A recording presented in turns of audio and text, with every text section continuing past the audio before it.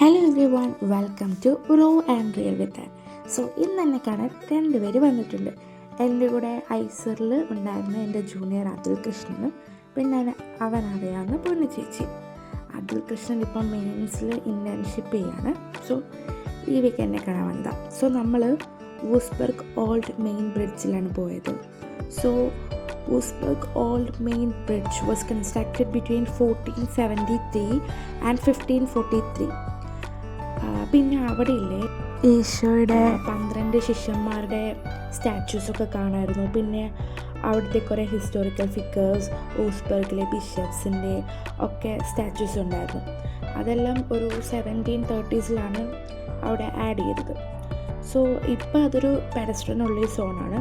പിന്നെ ഈ കണ്ട ലോക്കൊക്കെ ഉണ്ട്, ഈ ആഗ്രഹം പറഞ്ഞ് ഇടുന്നതാണെന്ന് തോന്നുന്നു. പിന്നെ സാറ്റർഡേ സൺഡേസിലൊക്കെ പോവുകയാണെങ്കിൽ ഭയങ്കര തിരക്കായിരിക്കും. എന്ത് ബ്യൂട്ടിഫുൾ അല്ലേ ഈ സിറ്റി കാണാനായിട്ട്. ഭയങ്കര രസമുണ്ടായിരുന്നു. അവിടെ പോയാൽ സമയം പോകണ അറിയില്ല. ചുമ്മാ അങ്ങോട്ടും ഇങ്ങോട്ടും ഇങ്ങനെ നടന്നാൽ മതി. നല്ല ഭംഗിയില്ലേ കാണാൻ.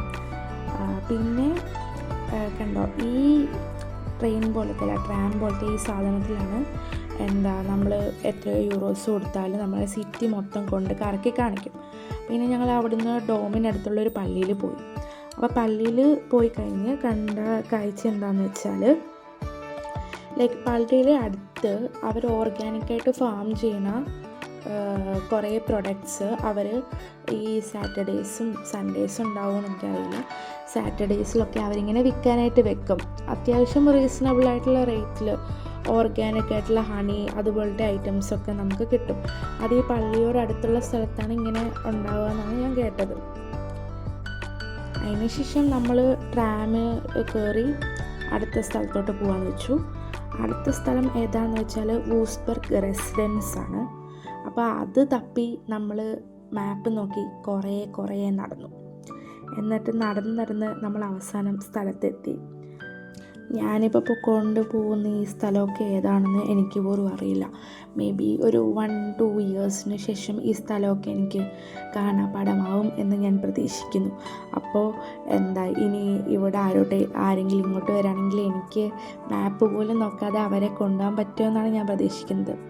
ഇത് അവിടെ എവിടെയുള്ള ഒരു പാർക്കാണ്. പിന്നെ എനിക്കില്ലേ ഈ പാർക്കൊക്കെ കാണുമ്പോഴുണ്ടല്ലോ, ഞാനിപ്പോൾ താമസിക്കണ അതിൻ്റെ തൊട്ടടുത്തും ഇതുപോലൊരു പാർക്കുണ്ട്. അപ്പോൾ ഈ പാർക്കും ആ പാർക്കും കണ്ടാൽ എനിക്ക് ഒരേപോലെയാണ് തോന്നുന്നത്. അതാണ് ഈ ജർമ്മനിയിലെ പ്രത്യേകത.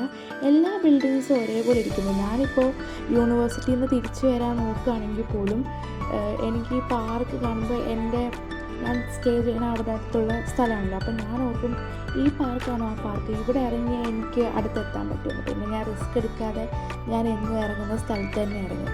അപ്പോൾ ഇതാണ് ഈ പുറയിൽ കാണുന്നതാണ് വൂസ്ബർഗ് റെസിഡൻസ് എന്ന് എനിക്ക് തോന്നുന്നു.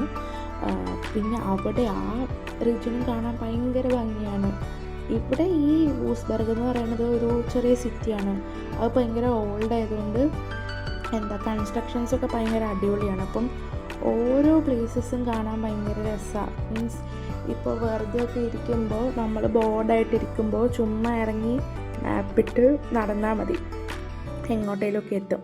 പിന്നെ തിരിച്ച് സിറ്റി ചെറുതായതുകൊണ്ട് തിരിച്ച് നമ്മൾ നമ്മുടെ സ്ഥലത്ത് തന്നെ എത്തുമായിരിക്കും എന്ന് ഞാൻ പ്രതീക്ഷിക്കുന്നു.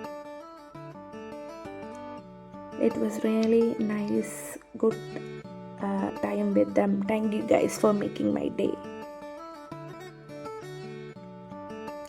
So ഇന്നത്തെ വീഡിയോ ഇത്രയേ ഉള്ളൂ.